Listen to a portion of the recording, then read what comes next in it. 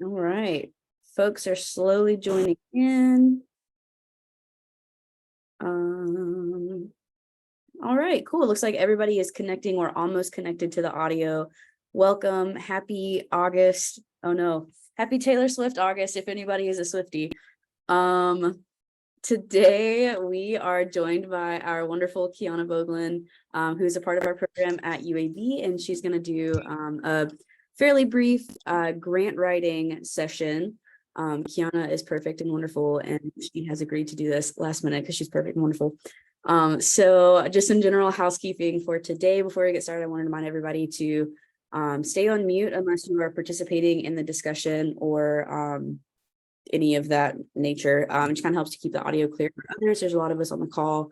If you have the ability to turn your cameras on, you're comfortable doing so, we would definitely love to see that. It's always great to see a friendly face. And then as Keyana goes through her presentation today, be sure to jot down any questions that you might have, whether grant writing is a part of your current VAD or it's something that maybe you're interested in doing in the future, especially if you're going to continue working in the nonprofit world.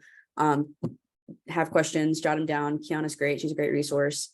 And she also has some other resources in her presentation available. So I don't know if we have any other staff on our thing. I don't see any names right now. I could just be overlooking them, but if we do have any other staff that have announcements, I'm going to give you guys a second to do so. Okay, cool, great. Keyana, you are more than welcome to take over. Super happy everybody is here today. Good morning, everyone. As Georgia said, this will be a rather more brief session than what we have usually had, but I hope to be an interactive one. So please do ask questions if you have comments, things of that nature. If you have an experience using one of these resources that I mentioned, please feel free to unmute yourself or put it in the chat. It makes it a lot easier and a lot more tolerable than me just talking at you guys for a little while. Also, as Georgia said before, even if you're not writing grants currently or it's not part of what you do at your site, I believe that anybody is capable of writing a grant with the right information.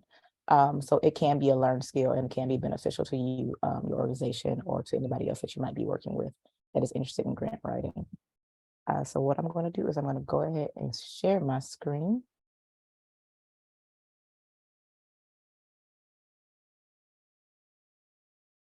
Of course, all the little notification buttons are like in the way of what I'm trying to do.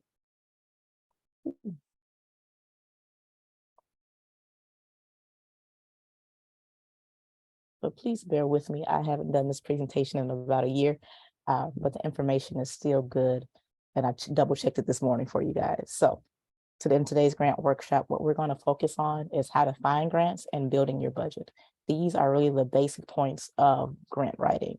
Where's the money and how much money do I need?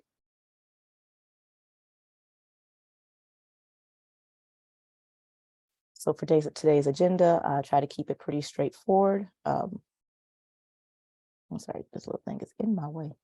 We're going to focus on creating a clear idea of funding goals, researching grant makers, how to narrow your search, reviewing grant guidelines, identifying your project's costs and projected revenue, and creating a budget narrative. So those are all the key points of essentially creating and writing a successful grant for beginners.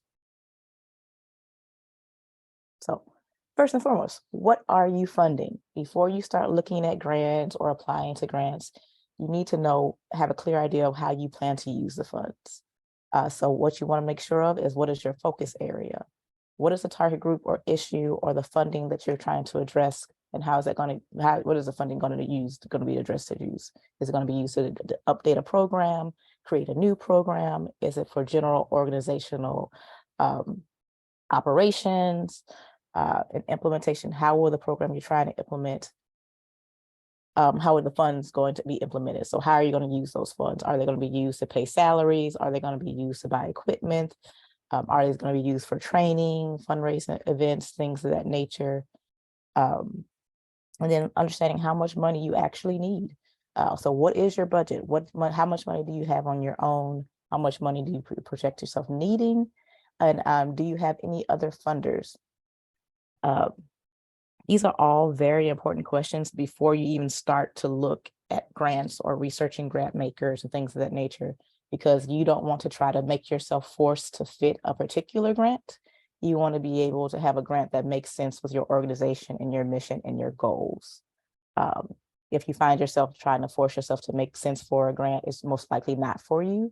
And you'll end up doing a lot of different grants, and you have to pull yourself in a lot of different areas that's not necessarily in your mission, could be the case.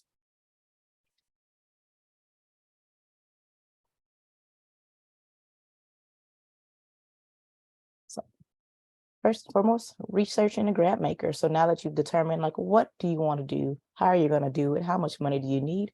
Now you need to figure out, where is the money? Please note that you don't have to reinvent the wheel to do grant writing or have the exclusive platforms or services or things of that nature to be a successful grant writer. And you don't have to do it yourself. You do not have to reinvent the wheel. If you are looking to write a grant, review the annual report of similar organizations and what they're doing and how they, what their programs look like and things of that nature. I do believe I'm going to put a clickable link for all of these, and hopefully they work for me today. So, for example, we have community food banks. They have their financial reports here. It is accessible for all people to view. I'm just going to skip along a little bit. So the portion that you're going to be interested in is the financial section.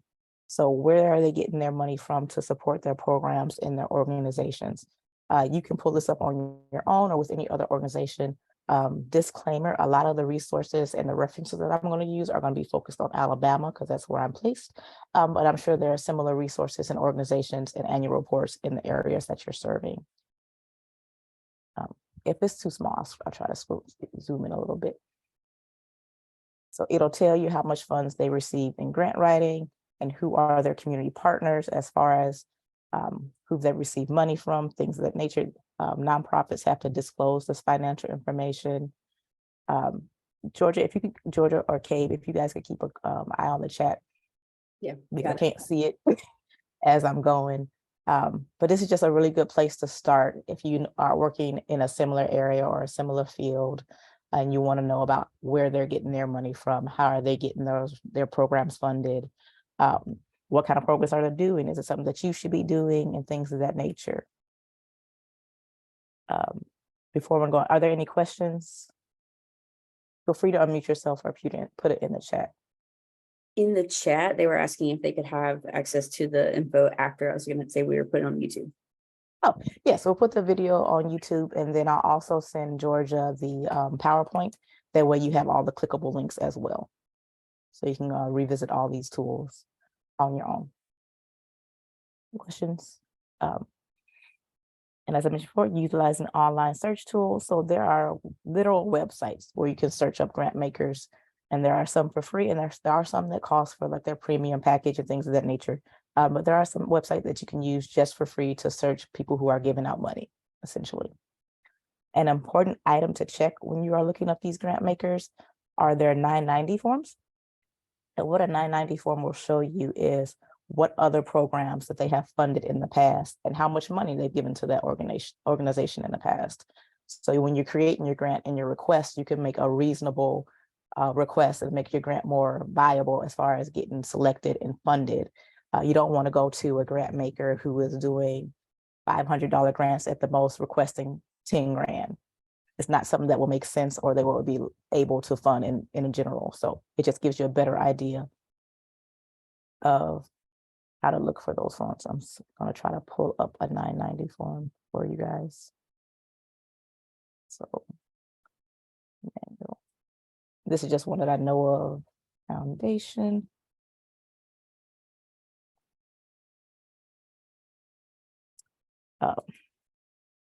Like I said, this website is GuideStar, and there'll be a link to this website as well. It is free to use. If you want the premium access, you can pay for access, but it's free to use for anybody. So you're going to go on GuideStar, you're going to type in the organization or the grant maker that you're looking for, and you can pull up. Daniel Foundation has several places in several states. So I just picked the first one, and it tells you about their mission, where they're located, the EIN number, things of that nature. And what you're looking for is their tax forms, which is their 990. And I'm just going to go to their most recent 990 form. And hopefully my computer works with me. Beautiful. Like I said, not real fun documentation, but very important documentation. So it'll show you, it's at the bottom. Oh, there we go. How much money they've given to different organizations and how and what amount and what. I'm moving a little fast.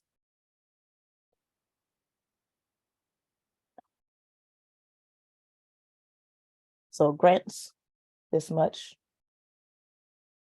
So in a top total year, they're giving $193,000, or that's how much they receive for their organization.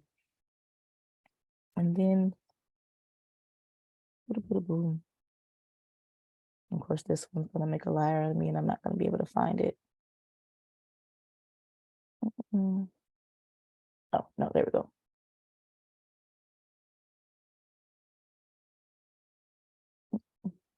So this is just a section showing how much monies that they've words are hard today. How much money is their gross income, and then how much what is it from gifts, contributions, membership fees, things of that nature they received. And there should be a section, if I'm looking in the right spot or I'm overlooking it, that details. Yeah, I might just need to find another one that details who they funded and for how much.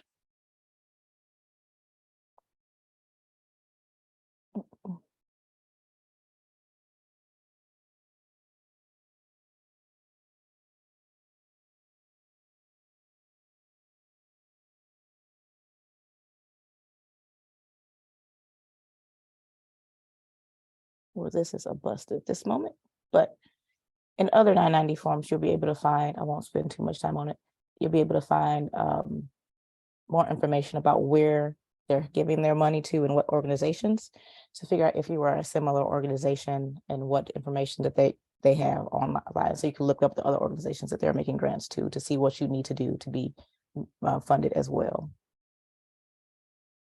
Any questions, even though that slide made a liar out of me? Nope. Okay. Here are some examples of grant maker organizations. We just pulled up Daniel Foundation, but here is Community Foundations of Alabama.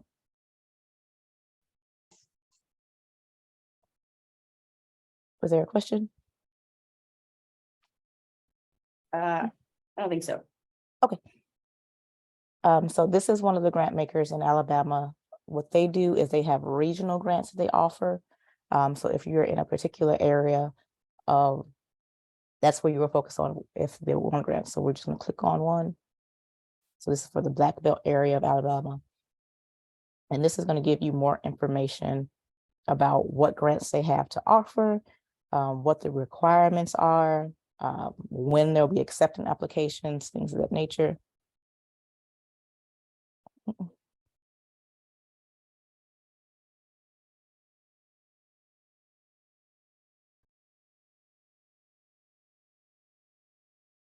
So here's the community grant cycle, getting mama the ducks in a row.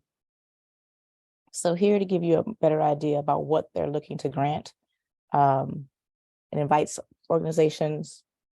They serve in the Black Belt apply for 1-year grants, community activities, in the range from $500 to $5,000. So this is where you will start to match your budget to what you were going to ask for in your grant application. After reading through the entire thing and saying, hey, does my organization match the needs of this grant or the parameters of this grant?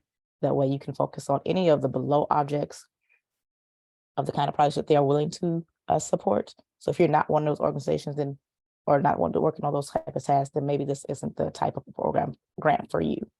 But if you are working on one of those tasks and things of nature, what you would do is what I always think is read the directions and follow the rules.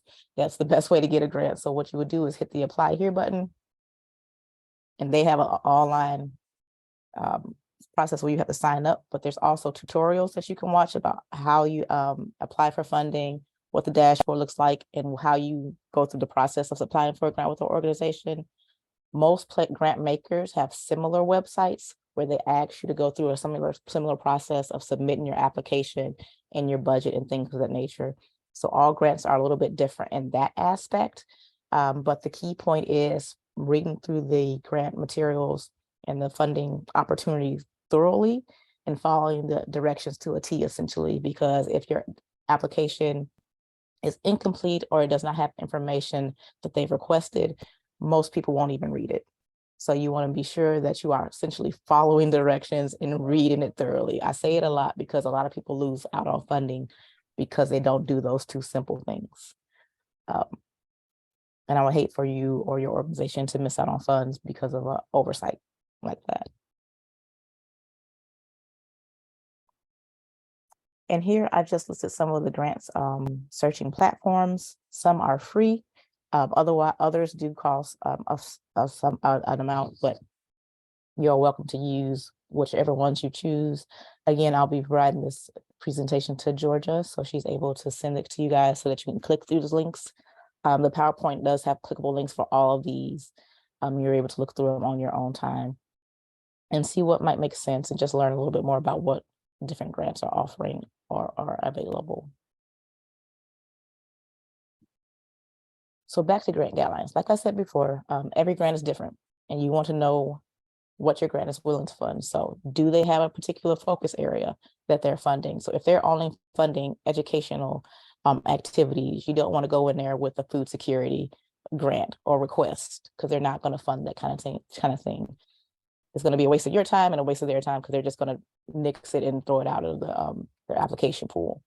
So be very clear when determining what your focus area is and the focus area of the funding that you're trying to receive, and ensuring that it matches what the grant maker is asking for or willing to fund. So they might only focus on a certain focus area or organizations in a specific area. So they might only work on people who are living in rural communities. So if you're living in a metro area, they're not necessarily going to fund your project or organization with their grants. Also beware of the kind of funding that they are willing to provide, because some organizations provide either project or organizational funding, and some provide indirect costs. Does anybody know the difference between the two?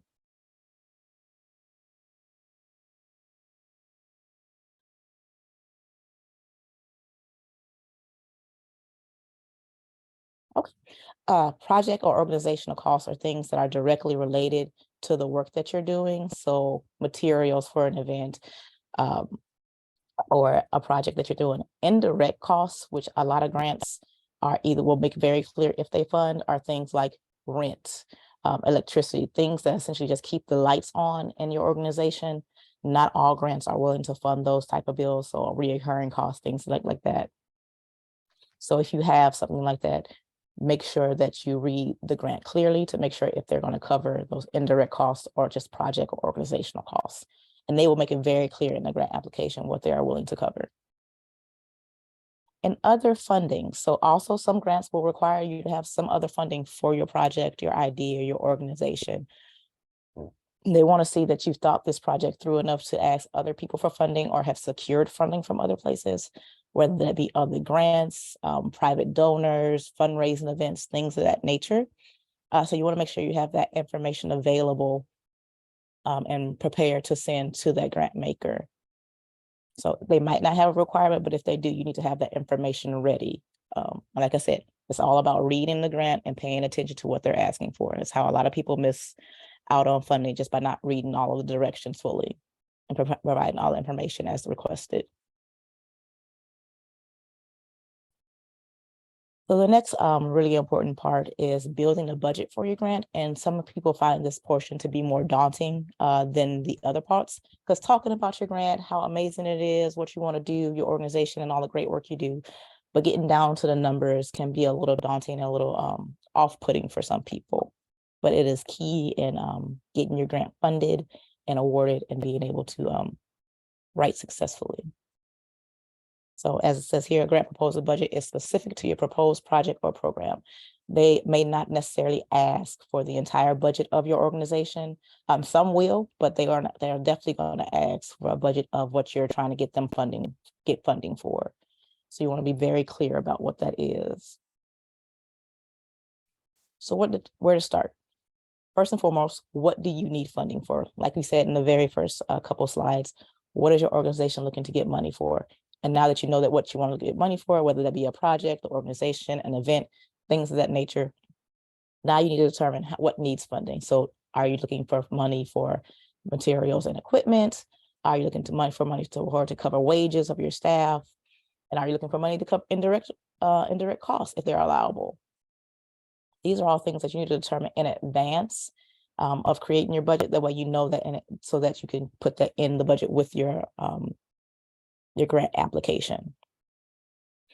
It will also require a little bit of research if you don't have these numbers on hand or if you haven't already gotten a quote in the past. So get quotes for the expenses that you have. So if you need so many t-shirts, so many pencils, or if you need like equipment, printers, things of that nature for your organization to be successful, and that's what you're looking to have funded through your grant, make sure you research that information and get applicable quotes and things of that nature so that when you create in your budget, it's reasonable.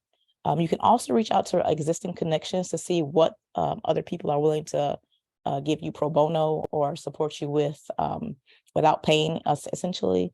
So if you have an organization that's willing to donate you space for this project or this event and things of that nature, make sure you have that included in your budget and say, hey, this will be donated space. That way they know that you have somewhere to do this. So it's not just, they don't think it's excluded from your budget on accident. So it's very important to be very thorough in that budget. Also identifying protected revenue. So if you guys have a donor base, like I mentioned before, if you guys are receiving donations, other grant funding, if you guys have other streams of income, for example, if your organization sells quilts to help make sure they can do the nonprofit work that they do, make sure that's included in your other projected revenue about how much income that you receive on a regular basis or on the year-to-year basis for your organization, for that project, what have you. They will most likely not ask you for tax information from the last year, so that to make sure that the information is accurate to what you're requesting in your grant budget. Excuse me.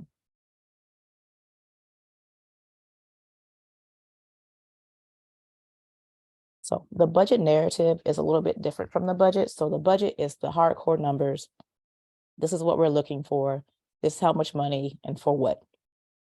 The purpose of this budget narrative is to paint the picture of why you really need this money for this particular activity or this particular line item.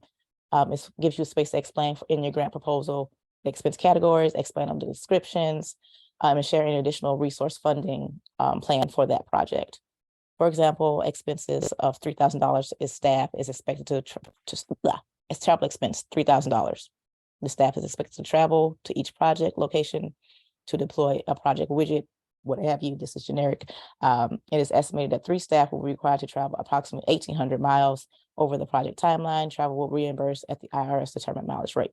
So that right there is your budget narrative explaining why you need $3,000 for travel expenses, and just specifically saying, hey, staff needs it for mileage reimbursements, and making that very clear in how you're going to pay it out and what that rate is going to be, so that they know that the number that you're projecting makes sense.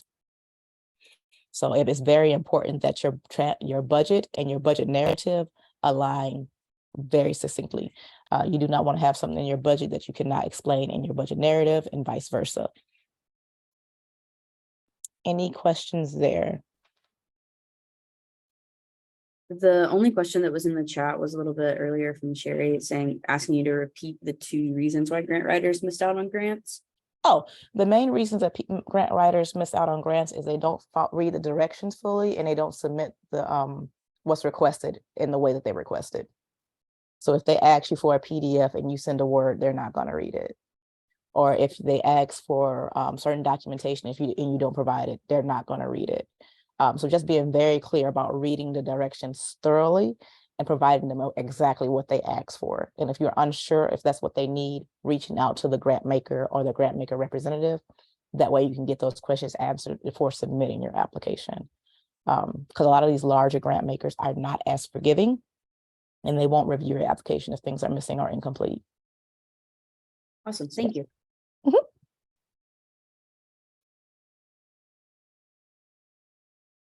So examples. So what I'm going to do is show you guys an example of one of our older AmeriCorps VISTA grants budgets. Just to give you an example of what that looks like. Just make it a big screen. So essentially, big numbers, basic line items, I projects. don't think we You can don't see see it? it. No. Oh, of course, I start talking and then nothing. I think you might be sharing a window instead of like I the did. Okay. Sure did. Can you guys see now? Yes. Okay, so essentially this is one of our older grants that was approved. And what you'll see here is like the line items and how much we're requesting from AmeriCorps or whatever your grant maker is, subtotals, things of that nature, just giving raw numbers per line item. Here it is, why it matters, how much we want in monies. But what also has to align with this said budget, also your budget's, was that a question? Good. Oh, okay.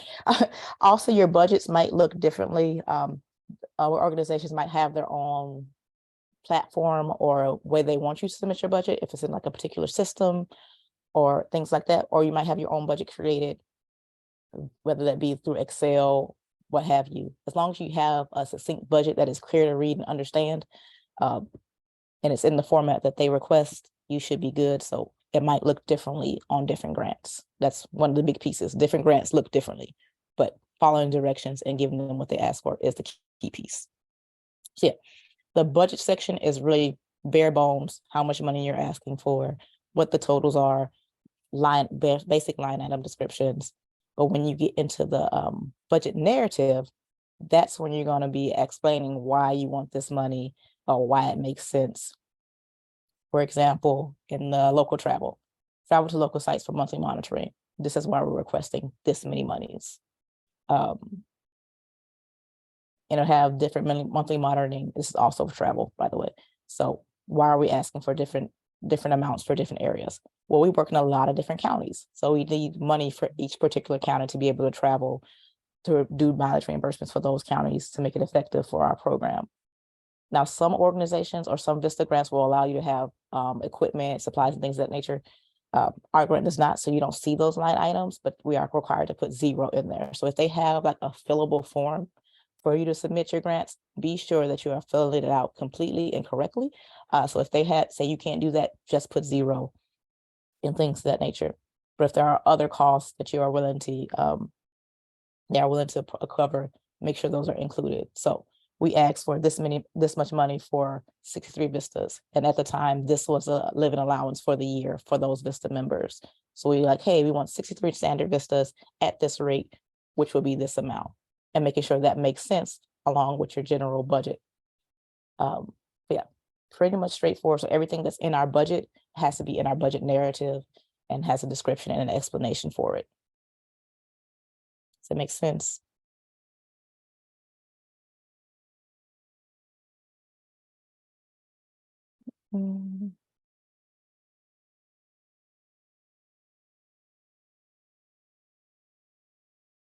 So that was a pretty brief overview of the bare bones grant writing introduction.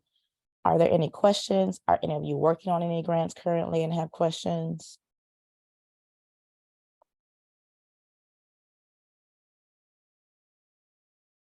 Don't all speak at once. I have a question while everybody else gets warmed up. Also, yeah, if you are working on a grant or if that's in your VAD, feel free to share with the group. That's awesome. So I have a question. So how long or like what type of timeline do you suggest to like prepare and get all of the stuff that you're talking about? Like how long do you usually expect that to take? It varies. So if you have a board of directors, 9 times out of 10, they have to approve what you're doing and why, any budgets, things of that nature. but a lot of your timeline is going to depend on your grant maker. They're going to have start dates of when they're accepting applications and the deadline for when they're going to stop accepting applications.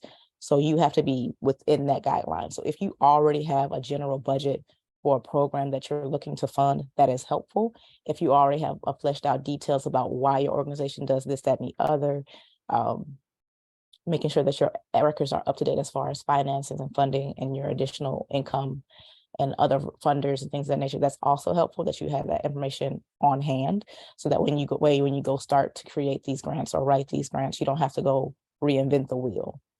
You have some information already gathered, because a lot of these organizations are going to ask you to write, an abstract about what your organization does, who's on staff, what are you looking to fund? Tell me more about this project. And they're also going to ask you, why is this project effective? They don't want to fund projects that haven't been proven effective or similar projects that have been proven effective. So if you have an organization say, yeah, we want to create this new program and give watches out to these people so they can do their steps and make sure they're healthier. What evidence do you have, or what evidence is there out there to prove that giving people watches will make them healthier? They're going to want to know why, and you have to justify that in your grant writer, in your grant application. So if you want money, you need to be able to justify why it can be used and why it'll be effective. Same with anything like educational grants. So if you say we want to implement this new teaching style or this equipment, you need to know why, or have evidence why that equipment will support improve grades, improve engagement, things of that nature. Lots of research, lots of justifying why you're doing the why, or why you're requesting the money. Awesome, thank you. Mm-hmm. If anybody has any other questions, feel free to unmute or drop it in the chat. We'll give you a second to do that. And if not, I have another one. No worries. I'm ready for it today. I have a question really quickly. Yeah, let's do it. So this is unrelated to AmeriCorps, but I have submitted a grant for another organization. How long after do we expect to hear back about the grant, or whether or not we received it? And if we don't receive it, do they tell you, or do you just kind of take the hint? So if you look at your grant maker on their website or on their application, they should tell you when they'll be making decisions about their grant. So you should be notified within that time frame that they list. It kind of varies depending on the grant and how big and how many applications that they're having. But each grant maker has their own deadline about when they'll notify people of selection or rejection. And you usually get that via email, more likely than not, or in the mail if they're more old school. And if they don't give you a reason for, hey, why did my grant get funded? You can always reach back out to the grant maker and say, hey, I noticed that my grant wasn't funded. What can I do in the future to make my grant more likely to be funded? Whether that be, oh, you were missing this information, or they might say, hey, we needed more evidence that this would actually be successful, things of that nature. Or they might say, oh, you missed this portion of your application, or this, we don't cover these kind of costs. Okay, that makes sense. Thank you. No problem. I have a question. Mm-hmm. So in cases where the grants are not approved, are there situations where they allow you to make modifications to the grant that's already submitted, or do you have to start the entire process all over? It would depend on the grant maker. Some grants are a little, like I said, more forgiving, and they'll give you a chance to update or edit your application. But not all grants are the same way. So some people might actually require you to resubmit in the next applicant year. But that's something that you will ask the grant maker directly. And if there is a reason, or if they did deny your grant originally, making sure that you ask those questions about, hey, what was I missing? If they have not told you already, that way you can essentially write a more effective grant in the future.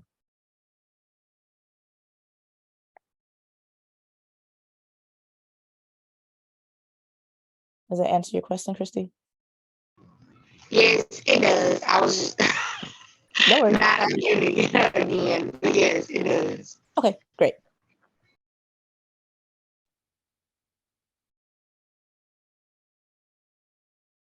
Any other questions?